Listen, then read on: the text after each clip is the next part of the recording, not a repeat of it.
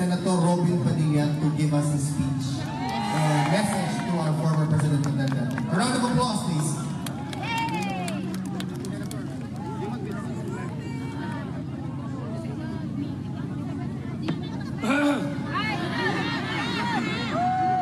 Mabuhay! Duterte! Duterte! Duterte! Happy birthday! Magandang umaga po.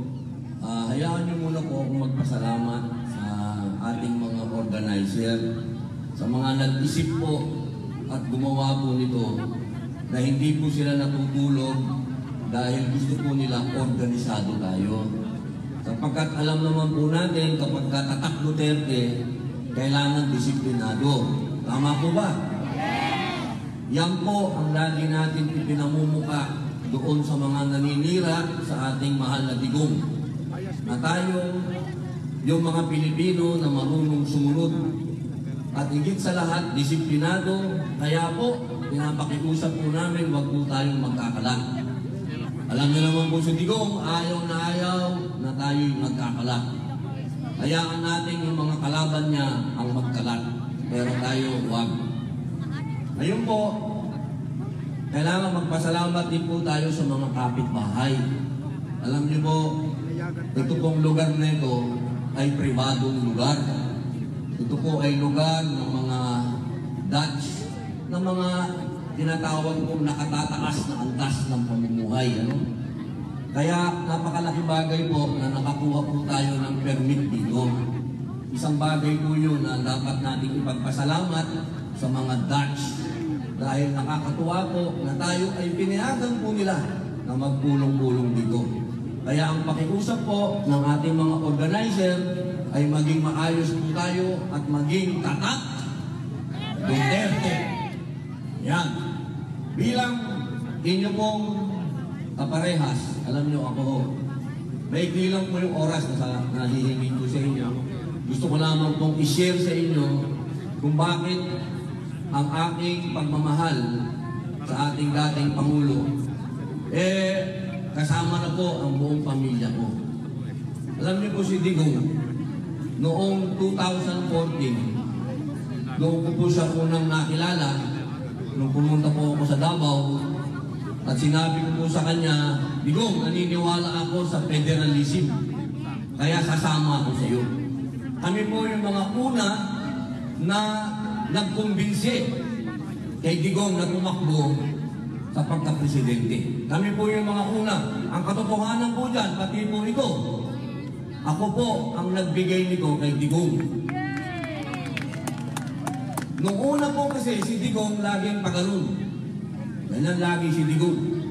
Sabi ko, Mayor, huwag tayong masyadong paganon dahil mukha tayong komunista.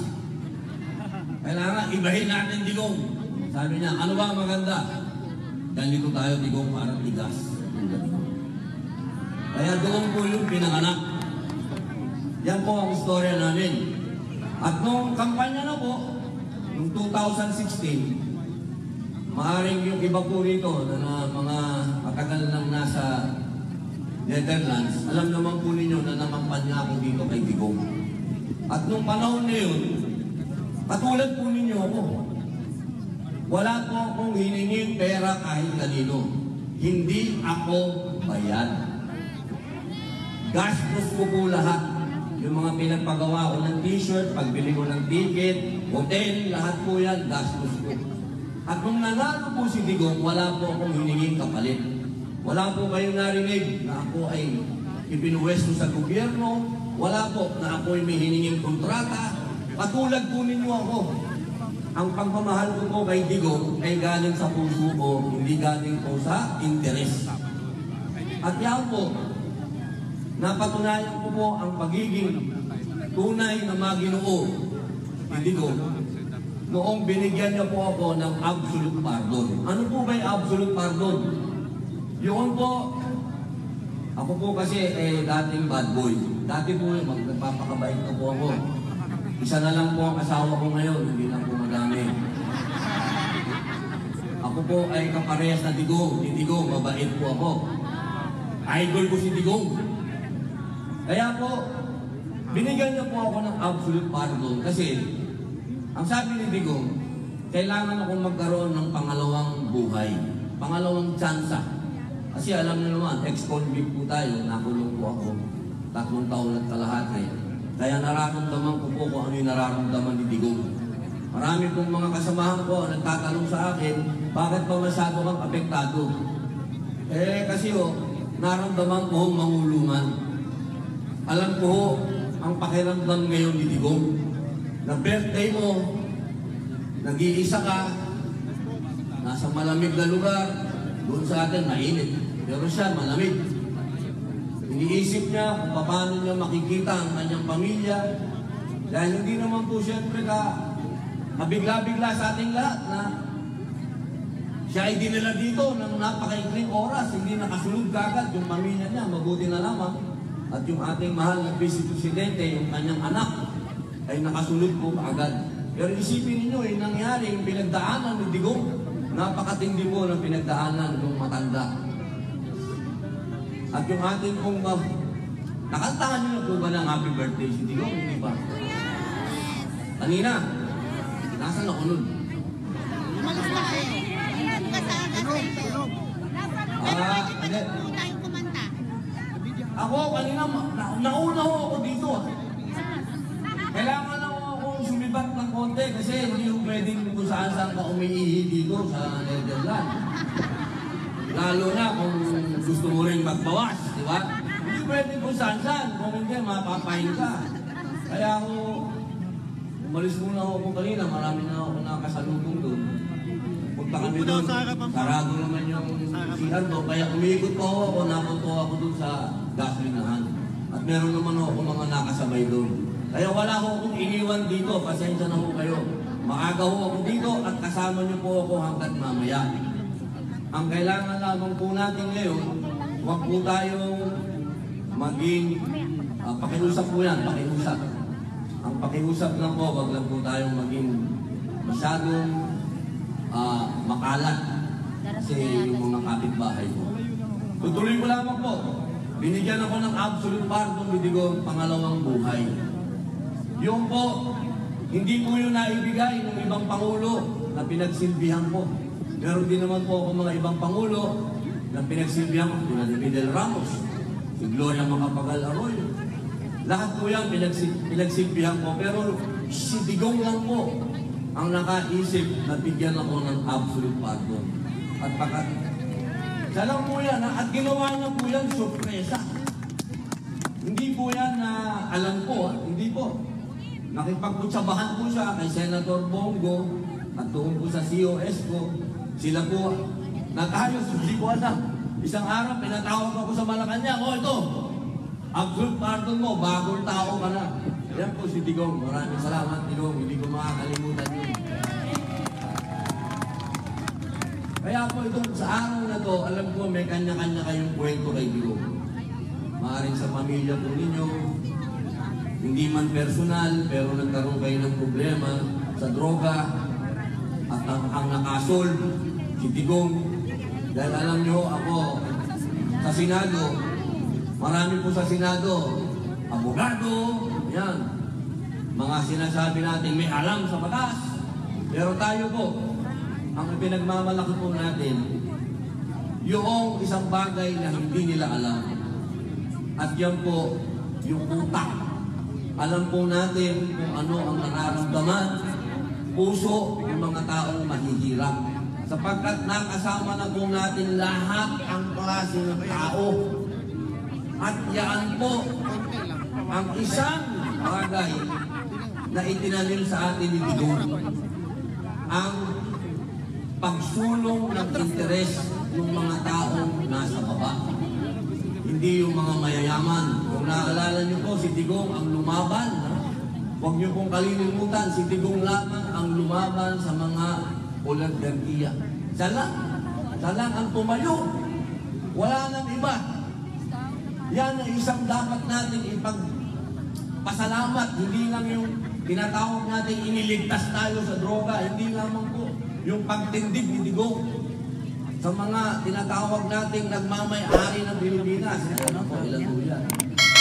Sa loob ng 100%, 20% ang nagmamay-ari ng Pilipinas. Pero nung panahon ni Digong, siya po ang tumayo para sa inyo, sa ating lahat.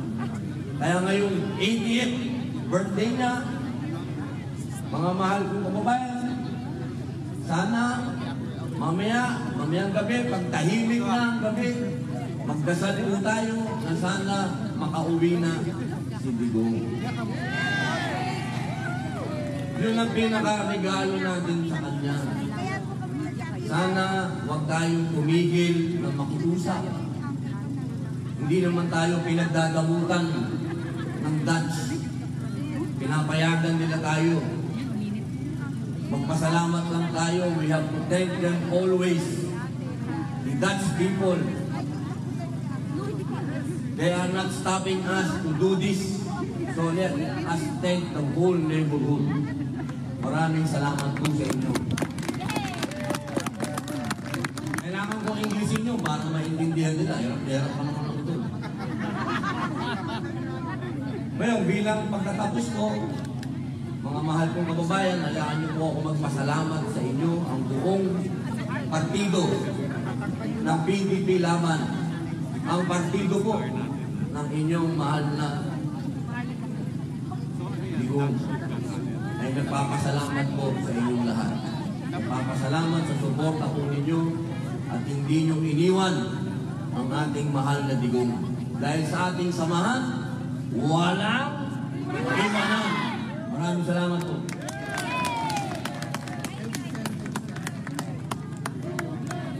Before we proceed, guys, I would like to request lahat ng mga taong nasa gilid, please proceed there. And we need to be very compliant. Please, guys. Sinabi na ni Senator Robin na Tatak Duterte dapat tayo ay nakikinig. Parang awa. Ako na po ay nagmamakaawa sa inyo, mga ate, kuya, lolo at lola. Please.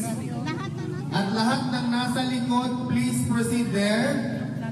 Because we want this to be as orderly as possible. Mga lola at lola na nasa fence, please go inside.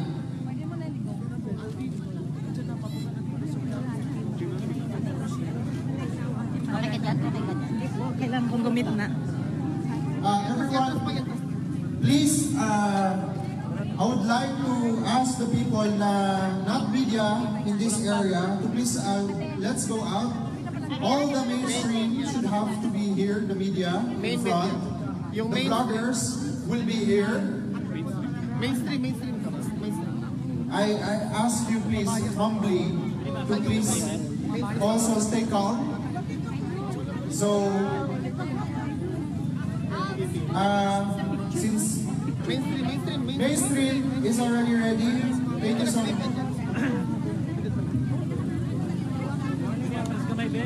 Atas naman.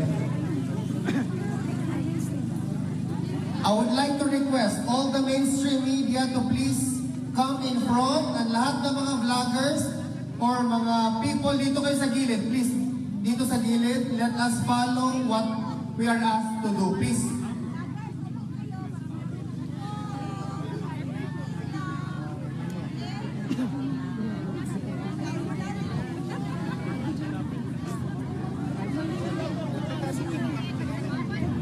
Ladies and gentlemen, it is my honor to present to you our Vice President, Inday Sara Duterte Carpio, the future President of the Philippines.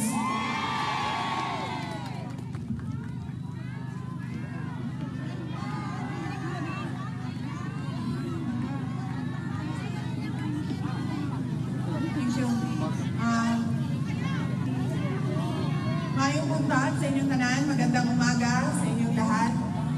Naimbag na aldaw, pinagkayo amin. Oh, Lucano. Yun lang alam ko, di ba rin ang pagkasigas. Unahin ko po muna ang aking mga pagpapasalamat.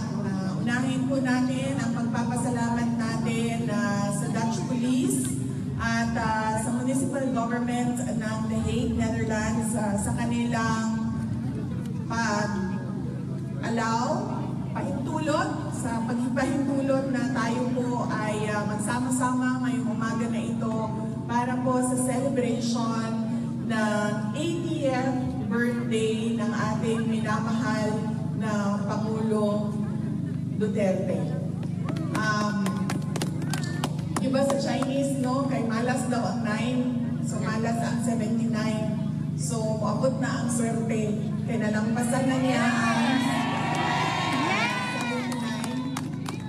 79. Na siya sa formidable 80.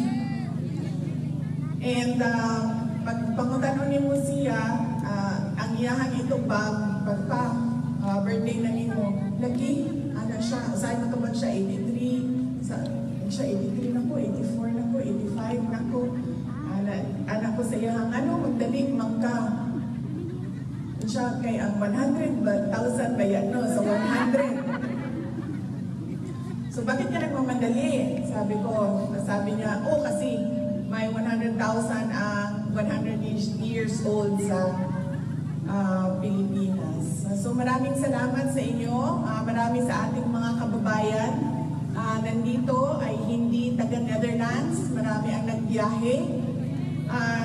Yung iba kahapon ay nakita ko na doon sa downtown, sa city center, galing ng London, galing ng Belgium, may dumating na galing ng Germany and France. Ma'am, ano yung flag na yan? Norway, Switzerland, ang name ng flag ito, Denmark, Sweden, Finland,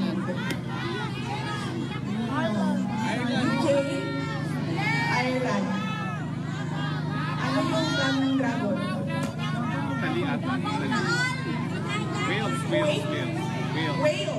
Wales.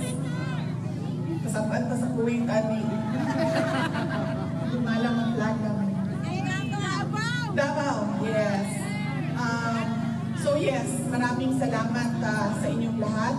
At maraming salamat sa mga kababayan natin doon sa Pilipinas, iba't ibang lugar sa Pilipinas na nagse-celebrate ng 80th birthday ni Pangulong Rodrigo Duterte. Ngayon lang ako nakakita ng tao na nag-birthday na buong mundo ay meron siyang celebrations sa kanyang birthday. And it shows the goodness of his heart and the love for the people. Because otherwise, the people will not love you if they don't feel the love coming from you. So thank you very much. Lalo-lalo na sa ating mga kababayan na nandoon sa Pilipinas. Kanina pa sila nagsimula, alas 2 ng hapon at hanggang daw sila matapos ang 12 midnight at matapos ang araw na ito na kaarawan ni Pangulong Duterte. At syempre, ang pagpapasalamat ko sa ating mga organizers dito sa The Hague, sa ating pagtitipon na yon. Merong nag-apply ng permit, merong nag-organize ng ating sound system, merong nag-organize ng ating mga barikada, at marami pa silang pinagtrabahuan para mapanigurado na komportable at meron tayong time and space ngayong araw na ito para sa ating picnic celebration ng birthday ni Pangulong Duterte. Maraming salamat sa inyo, mga organizers natin. Paalala ko lang, dahil kahapon nandito po ako, kumuha po ako ng mga gamit na hindi kailangan o hindi ginagamit ni Pangulong Rodrigo Duterte doon sa loob, ay pinakuha sa akin. Sinabihan ako doon sa loob na pakiusapan kayong lahat, kasama na ang media, na huwag mag-video footage at pictures sa kanilang fasad ng kanilang detention facility, lalong-lalo na sa mga tao na pumapasok at lumalabas. Bawal po sa kanilang protocols ang videohan ang kanilang detention facility. So pakiusap ko lang, sundin natin kung anong protocol nila dito sa videotaping and sa recording and sa photography. Dahil sa ngayon, nakikita ninyo na napaka-lenient at napaka-cooperative nila sa atin at nakikita nila na at tinutulungan nila tayo na maipakita sa mundo kung ano yung nararamdaman natin. Kaya yung mga maliliit na bagay na hingin nila na huwag dyan kayo mag-film at pag-videotape ay sundin natin. Ang susunod po ay mensahe galing kay Pangulong Rodrigo Duterte. Sinabi niya ito sa abogado kahapon at sinabihan niya ang abogado dahil hindi ko makikita si Inday Sara bukas dahil ang nakaschedule bukas ay ang aking kapatid si Veronica at si Shelito, ang kanyang mama. Sabihin ko sa lahat ng mga supporters ni Pangulong Rodrigo Duterte at sa lahat ng mga abogado na kaibigan niya to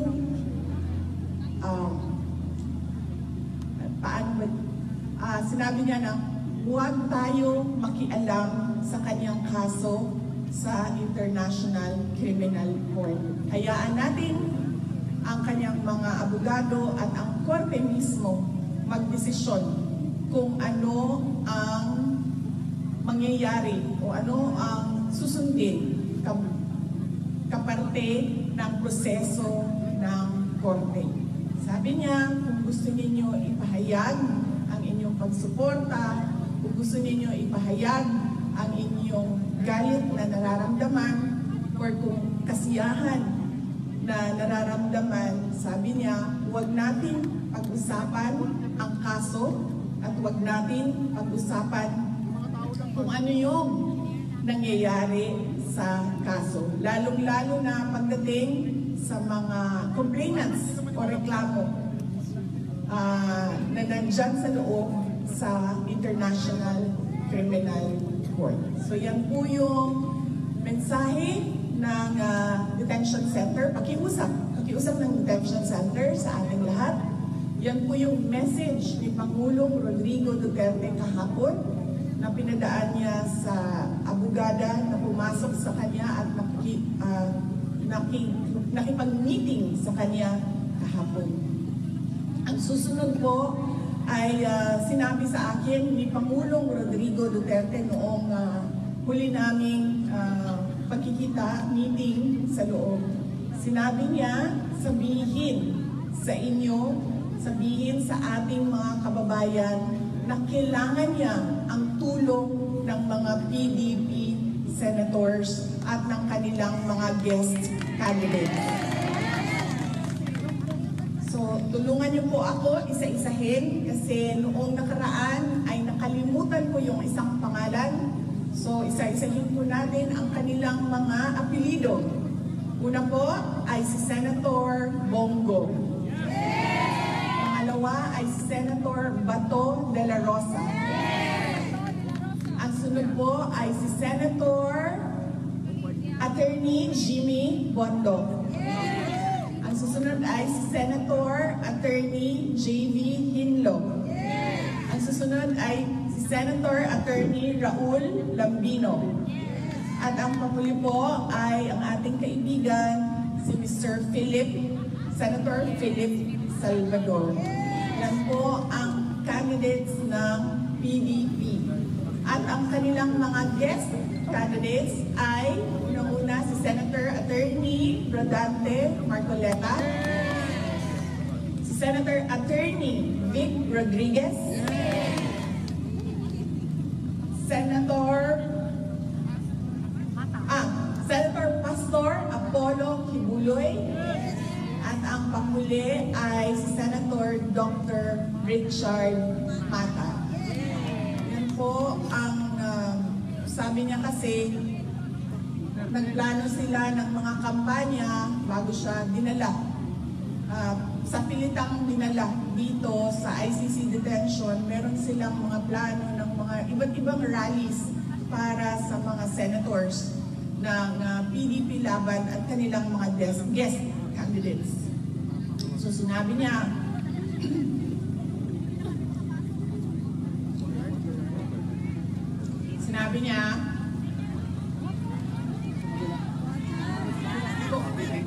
ano, ma'am, para ano, si PRD kung zero yon, ako Pepsi Max.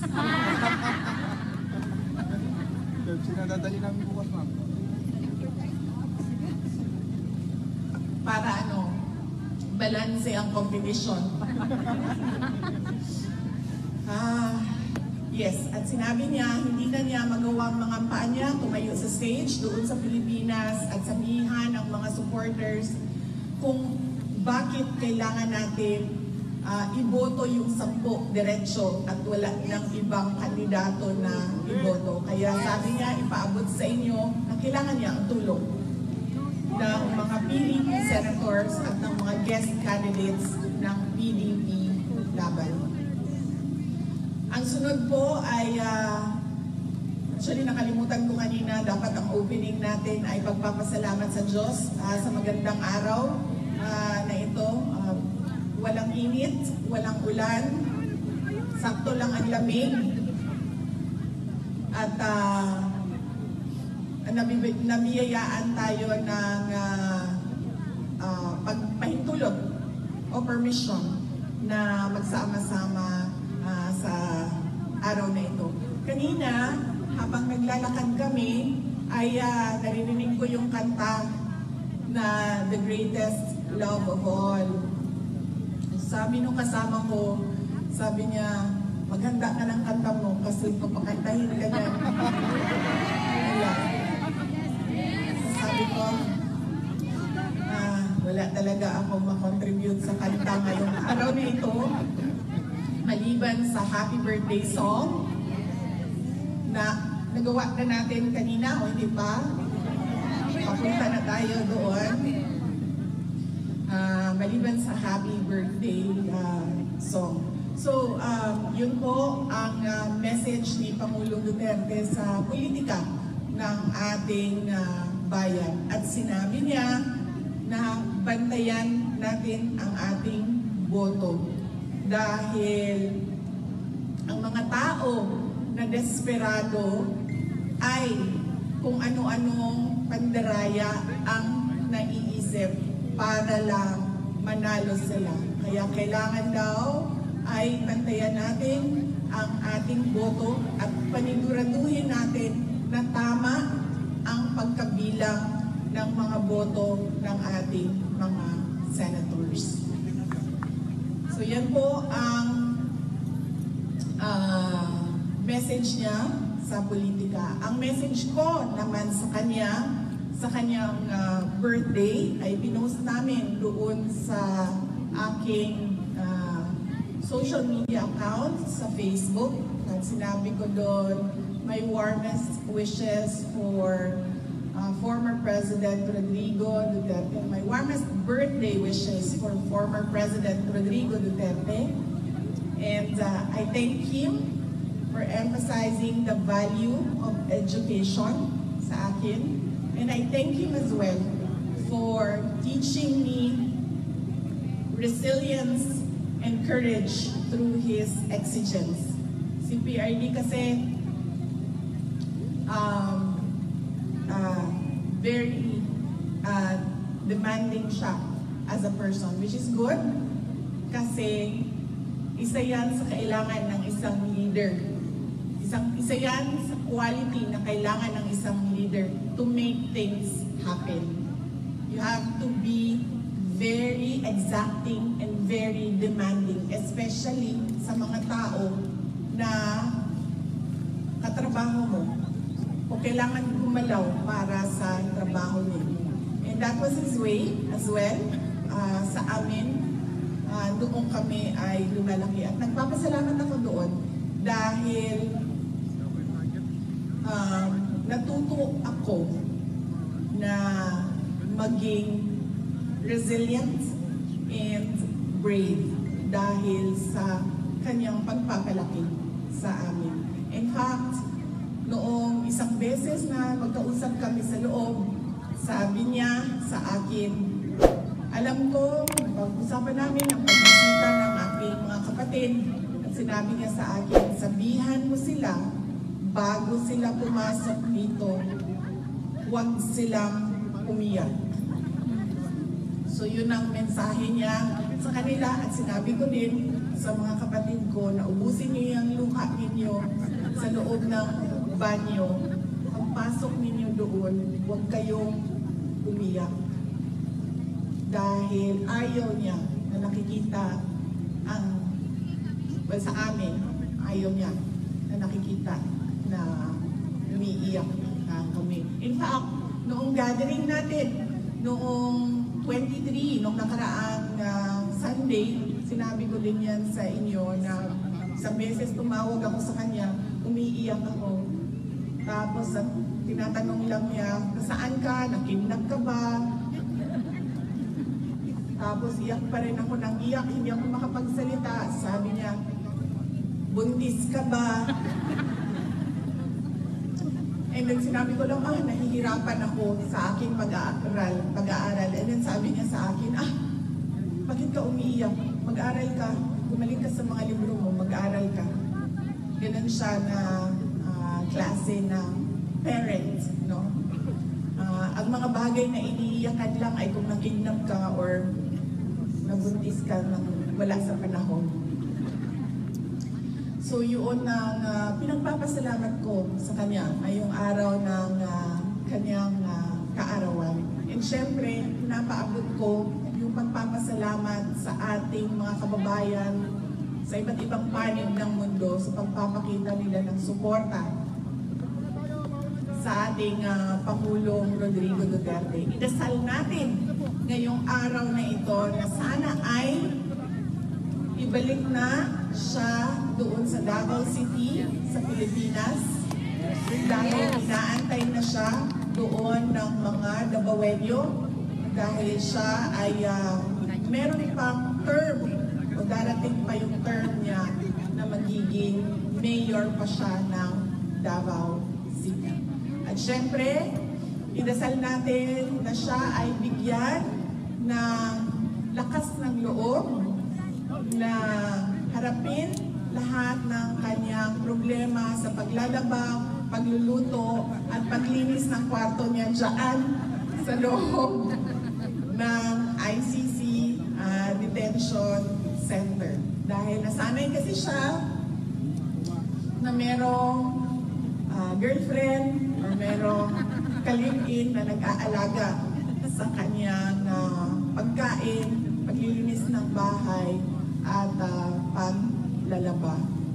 So hindi ko lang alam ngayon, dahil ilang araw na rin kami hindi nagkausap, kung natuto na ba siya maglaba. Kasi sinabihan ko siya na kailangan mo talaga matutong maglaba kung hindi pa balik-balik yung damit mo na hindi mo siya malinis. So sana ay, yun nga, ipagdasal natin na malampasan niya ang hamon ng paglalaba, pagluluto, at paglilinis. At sana ay, idasal din natin na sana ay kunin na niya yung kanyang right na maglakad sa loob, sa labas ng building, doon sa kanilang park. Meron silang park sa loob, ay sana ay kunin na niya yung right niya na lumabas at maglakad doon sa park. So let us pray that he learns to do these things one day at a time until kukunin na natin siya para ihatid pauwi sa Davao City at bumalik sa pagsiservisyo sa ating bayan. Noong nakaraang rally, noong 23, March 23, sabi ko sa inyo, di ba, may takot ako para sa kanya na ibalik siya sa Pilipinas dahil nakita naman natin kung ano yung kapasidad ng kanyang mga kalaban. They can easily assassinate a person on the airport tarmac, no? So yun yung takot ko. At sinasabi ko sa kanya yon, pero ang kanyang paninindigan na gusto niya talagang umuwi sa Davao City ay you cannot shake it out of him. So, sabi ko sa kanya, sabi ko, 80 ka naman na. So, kung anong gusto mo, ay yun ang ibibigay namin sa iyo. Dahil mahalaga sa isang tao na 80 years old ay masaya siya. Dahil meron na lang naiwan na 20 years sa buhay niya. Because I'm sure kukunin na siya by 100. No? By the moment na makuha niya yung 100,000, okay, I'll go. Ito yung baon ko. Yeah, so very important.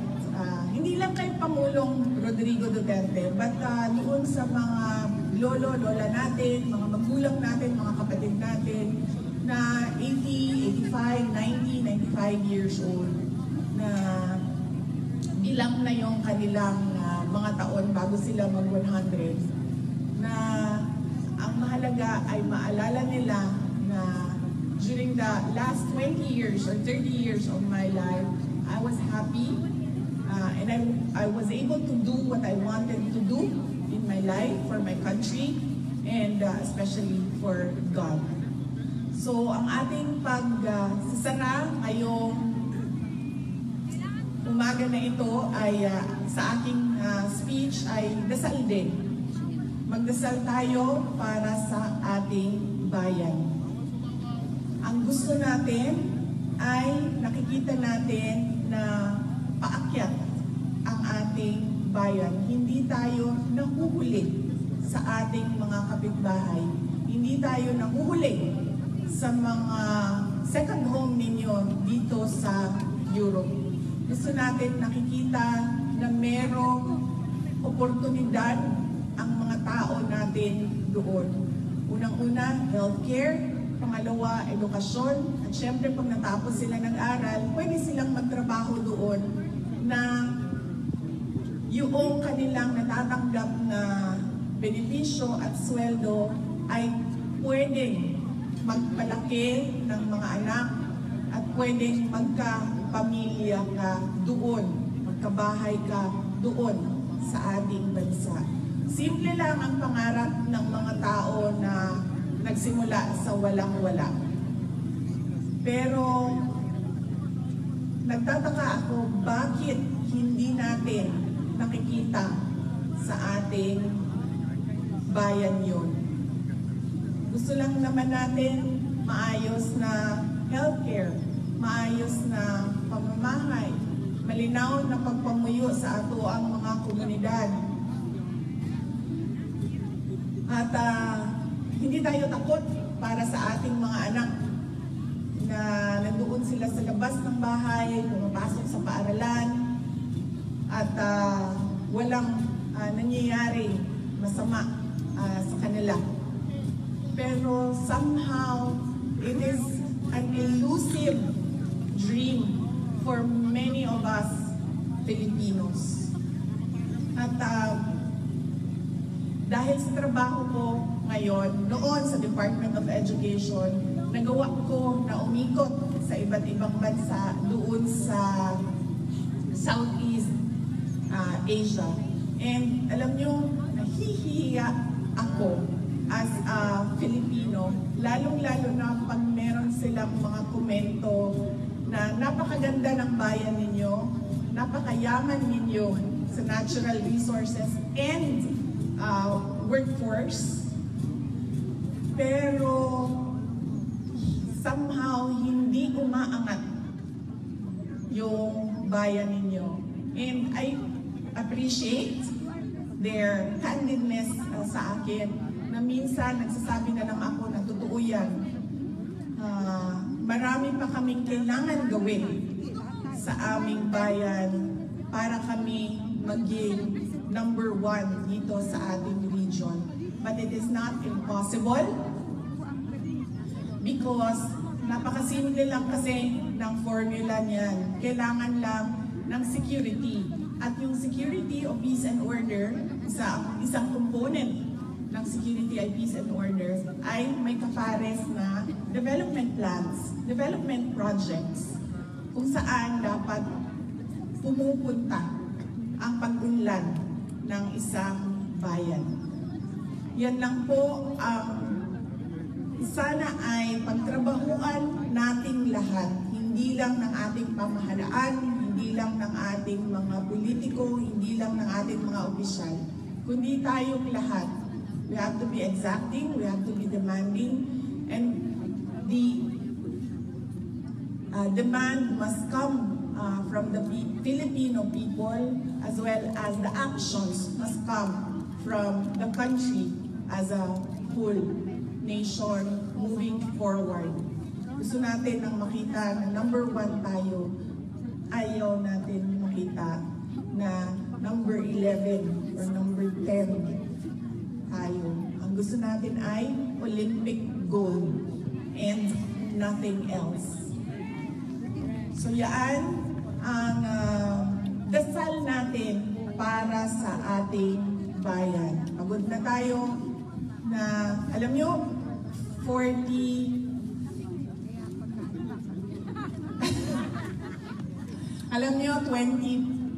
plus years old na ako.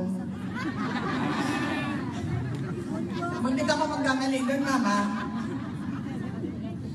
20 plus years old na ako. And sa 20 years ko sa Pilipinas, parang pare-pareho lang simula noon. Dumadami lang yung tao, actually. Sa amin sa Davao City, pareho lang siya. Merong konti, mabagal yung progress natin. Hindi siya yung gusto natin na big and fast, mabilis, andiyan kaagad. Mabagal siya. Dahil sa 20 years, meron kami nakita na progress sa Davao City. Not as fast as I want it to be. And nakikita ko dumadami lang yung tao. Kasi noong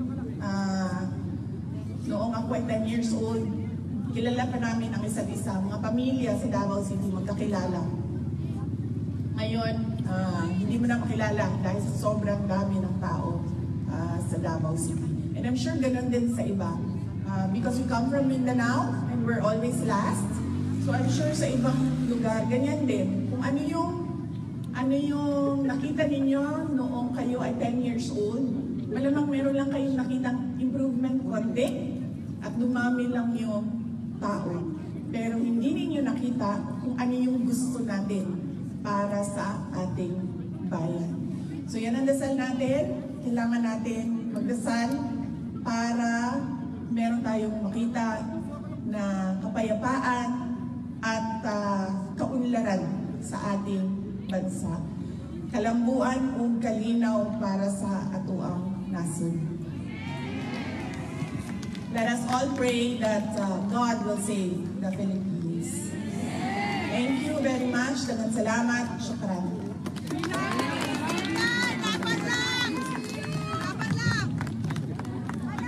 VP, on behalf of the Filipino community, we actually would like to express na meron pong book compilation ng mga letters ng mga Filipino all over, especially from Norway na traffic lang daw.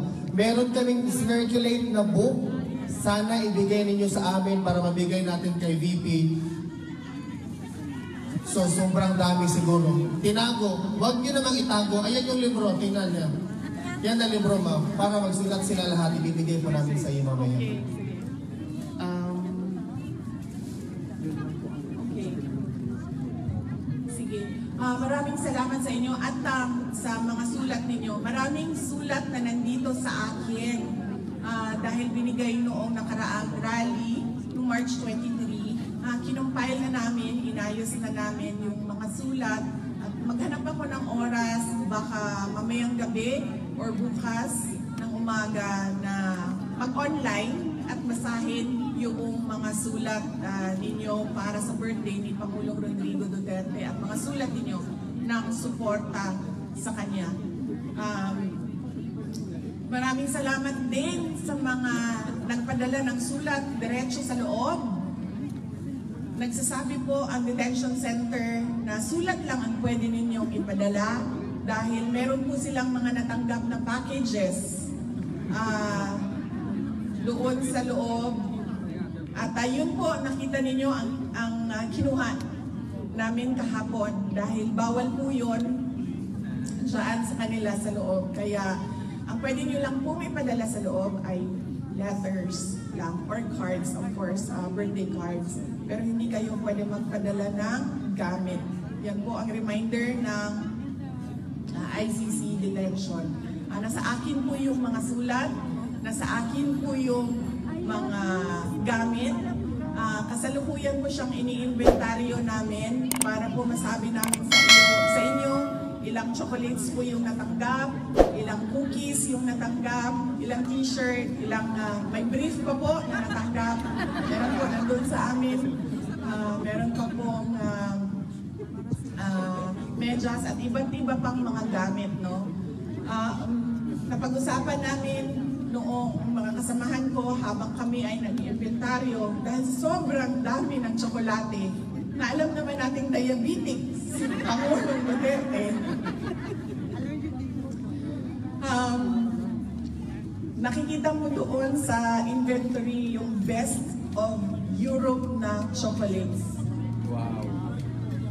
Sabi ko sa mga kasamahan ko, tikman natin ito isa-isa para masabi natin anong bansa ba talaga dito sa Europe ang pinakamasarap pang tsokolate. But more than that, dahil sobrang dami talaga niya, ay napag-usapan namin na dadalhin namin siya doon sa Davao City, sa House of Hope.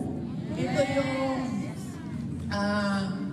children with cancer na laging pinupuntahan ni Pangulong Rodrigo Duterte. Ito yung parang mga bata na lagi niyang kinakausap, binibisita at nagpa-party sila doon sa mga bata na may cancer. So yun ang napag-usapan namin. Dalhin na lang namin at ihatid namin doon at i-update lang namin kayo na na-deliver na namin sa House of Hope yung mga tsokolate na pinadala ninyo at hindi din naman pwedeng ipasok sa loob ng detention center. So, yes, maraming salamat sa mga letters, cards, and mga gamit para kay Pangulong Rodrigo Duterte.